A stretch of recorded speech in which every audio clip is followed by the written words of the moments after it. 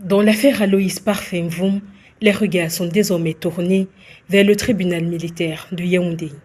Ce mardi, le président du Forum républicain et ancien vice-président régional du Social Democratic Front SDF pour le centre et ses conseils étaient au groupement de gendarmerie territoriale d'Umfundi. Nous avons constaté que les enquêtes sont bouclées au niveau de la compagnie de gendarmerie et que n'est-ce pas, l'affaire est actuellement entre les mains de monsieur le commissaire du gouvernement.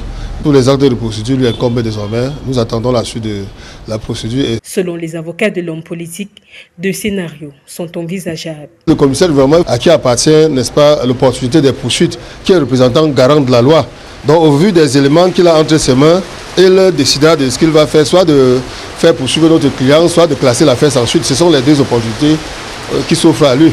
L'envoi du dossier d'Aloïs Parfait-Mvoum devant le tribunal militaire de Yaoundé est lié au chef d'accusation porté contre lui. Nous avons été notifiés des soupçons d'incitation à la haine, déclaration mensongère et apologie du terrorisme, des infractions suffisamment graves. Parce que voyez-vous, pour l'apologie du terrorisme, la sanction pénale peut aller jusqu'à l'emprisonnement à vie.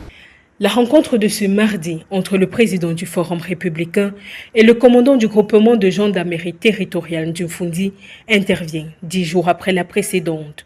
L'homme politique avait en effet bénéficié d'un repos médical après son audition au sein de ce service le 13 mars dernier. Sur demande du préfet d'Umfundi, il y avait été entendu suite à sa sortie télévisée relative au coup d'État et aux actions du mouvement de la diaspora dénommé Brigade anti-Sardinard.